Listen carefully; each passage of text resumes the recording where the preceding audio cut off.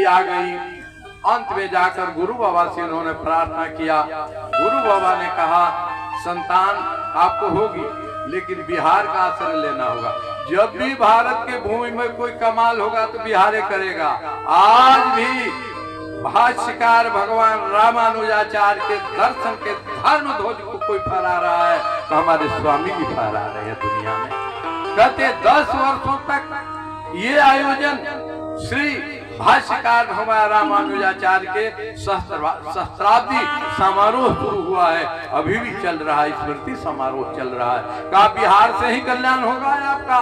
तो बिहार में एक ऋषि हैं, उनको अगर बुला देते हैं जिनका श्रृंगी ऋषि नाम है और वो जग कर देंगे तो पत्थर पर डूब जम जाएगा। गुरु वशिष्ठ से प्रार्थना किया। कहते हैं संत हृदय नवनीत समाना आए, यज्ञ का अनुष्ठान हुआ तो श्रृंगी ऋषि ने कहा अयोध्या की भूमि में यदि आप यज्ञ करेंगे तो हम सफल नहीं हो सकते। तब कहा कि यहाँ से दूरी पर थोड़ा चलेंगे, यज्ञ करेंगे, वहां सफलता मिलेगी। उस कहाँ पर? तो आज वह अयोध्या के बगल में भूखंड है, आज वो बस्ती जिला के नाम से जाना जाता है।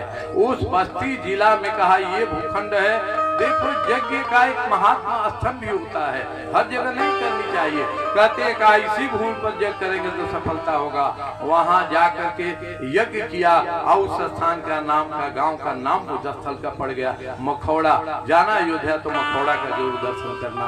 मखौड़ा में यज्ञ हुआ, अग्निदेव चुरू लेकर के प्रकट होते हैं और राजन के हाथों में देते हैं और राजा लेकर उनके संकेत के अनुसार तीनों महारानियों को वो वितरण कर देते हैं और परिणाम स्वरूप तीनों माताएं गर्भवती होती हैं। समय बीतने लगता है। कहते हैं कि अगहन गया, पुष गया, माघ गया, फागुन गया, चैत का महीना आ गया। और चैत का महीना जब आ गया, चैत का महीना शुक्ल पक्ष तिथि बढ़ने लगी, सप्तमी आई, अष्टमी आई, नौमी आई। आज जब नौमी आई तो कहते हैं ग्रह नक्षत्र सब अनुकूल बन गए। कहते हैं कि वह ही मधुर त्रिविध व्याज शनै शनै धीरे धीरे सुगंधित हवा चलने लगी। ग्रह नकुल और नक्षत्र सब अनुकूल हो गए। दिन का ये चैत्र मास का नौमी तिथि दिन है, शुक्ल पक्ष है, इसमें अनुकूल तिथि। जैसे 12 बज के आवाज आई, भय प्रकट कृपाला दीन दयाला कौशल्या हितकारी। भय प्रकट कृपाला दीन दयाला कौशल्या हितकारी। भगवान प्रकट हो गए अकेले अंशन सहित लीन मनुज अवतारा। अंशों सहित आए, पुनः राम लक्ष्मण भरत शत्रुघ्न इत्यादि आए। और जब आए तो महल में जब राम जी आ गए तो सोहर सहनाई बजेगी, खिलौना होगा। कहते मंगल गान प्रारंभ हो गया। आइए उस हम मंगल बधैया में पल भर के लिए हम भी भाग ले। मंगल बधैया में पल भर के लिए हम भी भाग ले, फिर आगे बढ़ेंगे। आज परमात्मा नारायण का अवतार हुआ। एक बात और मैं निवेदन कर दूं, ये हमारे यहाँ जो सोहर होता था, खिलौना होता था, क्या कहते हैं कि उसमें बधैया दी जाती थी, सबका एक विधान है। सब ये हमारे सूत्र प्रमाणिक ग्रंथों के अंतर्गत आया है। ये मांगलिक कर्म में अब उसमें वितंडा बात समा गया, अब उसमें आ गया। पहले सबका एक विधान था, उसमें नांदी मुख श्राद्ध भी होता था। श्राद्ध भी करने का विधान है। स्वयं चक्रवर्ती दशरथ महाराज ने नांदी मुख श्राद्ध किया है। महल में आज सुंदर मंगल गान उठ रहा है। आइए भगवान के मंगल स्वरूप का अवतरण हुआ तो मांगलिक ज्ञान हम कर लें और आगे बढ़े। जय जय। अरे जन्म लिए रघुरैया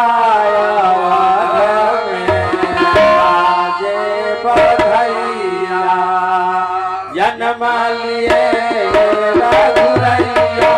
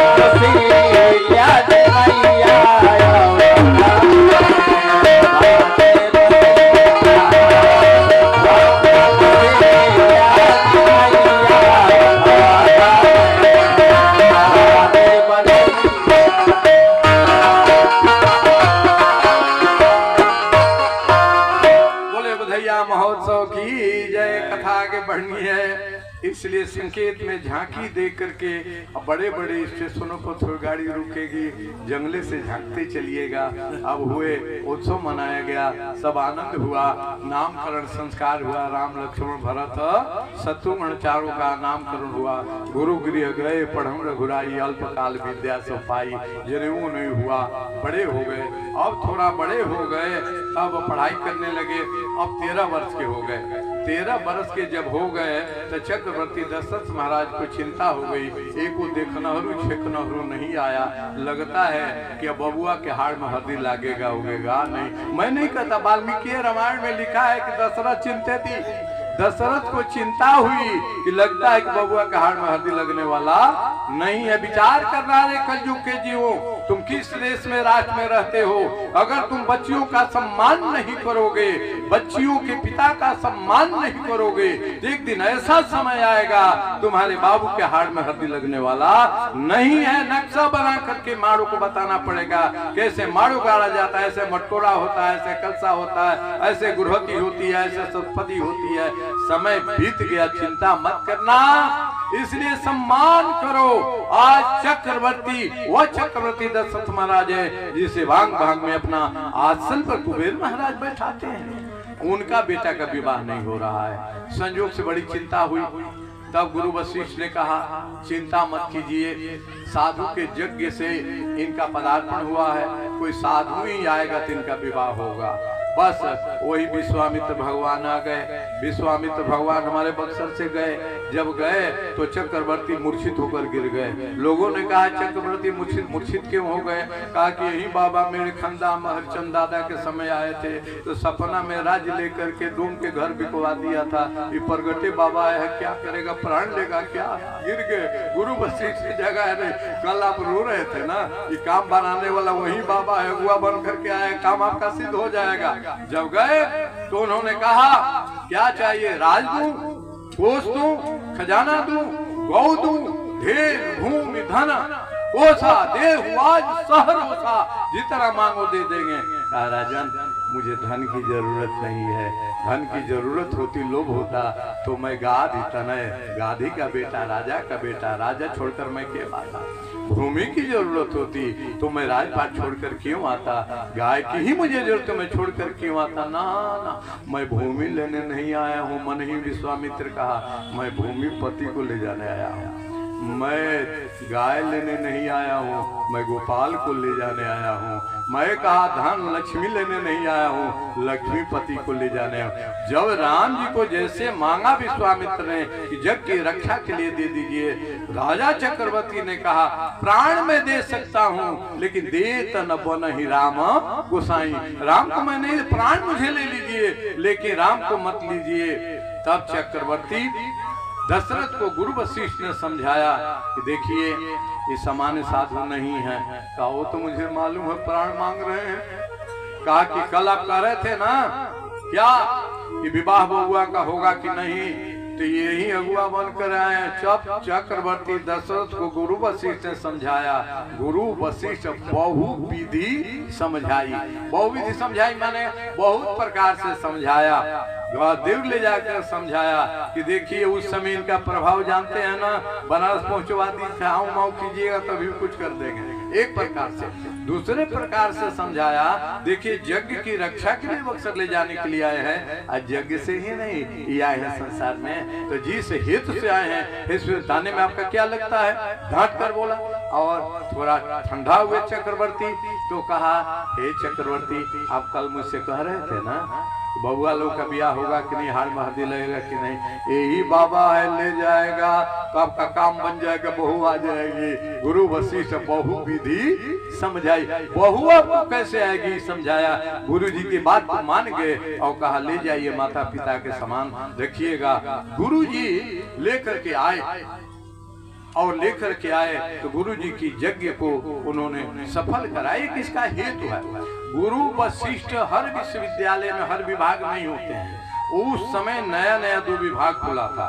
गुरु वशिष्ठ के घर में विद्यालय में 64 विभाग था।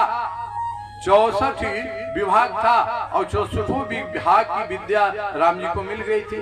दो नया नया विभाग की पढ़ाई शुरू हुई, बला और अति बला, वह उनके विद्यालय। उस विद्या का विभाग केवल विश्वामित्र विद्यालय बक्सर में ही व्यवस्था थी। इसलिए गुरुजी ने सोचा कि जब राम जी को सारे काम करने के लिए आए हैं तो यह विद्या भी होनी चाहिए, जिस पढ़ लेने से भूख लगे न प्यास लगे। 14 वर्ष लक्ष्मण जी को भूख प्यास नहीं लगेगा तब न उसका जाकर वध करेंगे, और राम जी और जगते रहेंगे, नींद ही नहीं आएगी, जब चाहेंगे तब वहां पर गए तो जग को सफल कराया। गुरुजी ने उन्हें हथियार दिया। पहले हथियार परीक्षण के लिए दिया, बिना फर का बांध दिया, बिना फर का बांध दिया, और बिना फर के बांध से मारीची को मार दिया और 400 योजन भेज दिए, जाओ आगे जब आएंगे तो मुलाकात होगी। अग्नि बाण से उन्होंने, कहते हैं कि वहाँ के जब इसके साथी हैं रावण का, जो वहाँ सेनापति जो आई हुई है, उसको उन्होंने वध किया और दोनों को अग्नि बाण से और तेज बाण से वध कर दिया। जब वध कर दिया तो गुरुजी अब जाऊं ना, ताकि ना अभी तो एक जग शुरू हुआ है, असली जग तो बाकी है। तो वहां से आगे लेकर चले तो हिरौली है। हिरौली में जब गए तो सुंदर सा एक वन है, वन में देखा शांति है, कुछ नहीं है, एक पत्थर पड़ा हुआ है। कहा गुरुजी ये क्या है? उस समय उन्होंने सारी कथा गौतम ऋषि अहिल्या इत्यादि की कथा को उन्होंने श्रवण कराया और कहा कि चरण रज चाहत कृपा करहु रघुवीर, हे रघुवीर आप थोड़ा चरण रज दे दे। और जैसे चरण रज राम जी का पड़ा, वो पत्थर नहीं रहा, गई ते ही पति लोका, वो गौतम जी के लोक को प्राप्त हो गई। आगे गए जनकपुर में भगवान आज पधार गए हैं। आज जनकपुर में यह तय हो गया है, अभी घटना घटी है कि धनुष एक था शिव जी का, और धनुष को रावण लेकर शिव जी से आया था, और शिव जी ने कहा ले जा रहे हो, लेकिन रख दोगे तो तुमसे उठेगा ही नहीं। वो आया वही जनकपुर में रख दिया, तब से उठा नहीं। तब वो धनुष पड़ा हुआ है। जनक महाराज का कुल पूज्य हो गया है, जनक महाराज रोज उसकी पूजा करते हैं। एक दिन कहा कि बेटी किसी काम से मैं जा रहा हूँ वैदेही, तुम ऐसा करना इसका पूजा कर देना। बस जानकी महारानी वैदेही ने धनुष को ऐसे उठाया और नीचे से फूल पत्ती सूखा हटा दिया और पुनः धनुष को पधरवा दिया। जनक महाराज आए, कहा सुने ना ये धनुष किसने हटाया? कहा मुझे मालूम नहीं। जानकी को बोला, जानकी कौन उठाया? कहा मैं पिताजी। अरे तुम उठाया? मौन हो गया। अरे जिसको रावण उठा नहीं सका उसको तुमने उठा लिया। मन में सोचा इस सामान्य नहीं लड़की लगती है। कहा कैसे उठाया? कहा बाबूजी ऐसे उठा लिया, आज सूखा फूल पे से चुन कर फेंक दिया, फिर लिप करके और धनुष को पधरवा दिया। मन में प्रण ठान लिया कि अब मेरे जानकी का विवाह उसी वर से होगा जो इस धनुष को उठाएगा, चढ़ाएगा और तोड़ेगा। संकल्प ले लिया, जो धनुष को उठाएगा, चढ़ाएगा और तोड़ेगा। बस प्रण ठान दिया उन्होंने। दिग दिगंतर में कहते हैं ये प्रण को सुन करके स्वयंवर हुआ, और उस स्वयंवर में तीनों त्रिलोक शुद्ध हुए उनके, सब राजा धीराजा महाराज बहादुर सब है। इतना ही नहीं, देव धनुज धरि मनुज शरीरा, सब शरीर बदल बदल करके आए कि धनुष यज्ञ में हम भाग लेंगे। धनुष यज्ञ शुरू हो गया। इधर से विश्वामित्र बाबा राम जी से कहा कि चलो एक और, ये तो पहला धनुष यज्ञ यहाँ समाप्त हुआ, लीला समाप्त हुई बक्सर की, चलो आगे चलते हैं। वहां जब पहुंच गए तो जब वहां पहुंचे महाराज तो क्या कहते हैं, श्री राम जी का स्वागत सम्मान विश्वामित्र जी के नाते किया गया। ये तो ब्रह्म ज्ञानी है, जैसे राम जी को देखा इनका ब्रह्म ज्ञान भूल गया जनक महाराज का। जो किशोरी जी के लिए स्पेशल महल बना हुआ है, उस महल में श्री विश्वामित्र को गुरु चेला के साथ ठहराया गया। तब राम जी ने कहा गुरु जी एक बात है। क्या बात है? लखन लाल जी चाहते हैं कि जनकपुर हम लोग घूम आए। कहा ठीक है। मने मन गुरु जी ने कहा कि घुमाता तो है जो पहले घुमा हो यहाँ पर। मन में सोचा तुम आए हो क्या? तुरंत उत्तर ही मिला कि नारायण कहाँ नहीं गया है, कई रूप में आया है। कहा कि ठीक है। इन्होंने कहा घूमने जाना है, गुरु जी के जाओ बदन दिखाई, जाओ सबको दर्शन दे करके तुरंत आ जाना।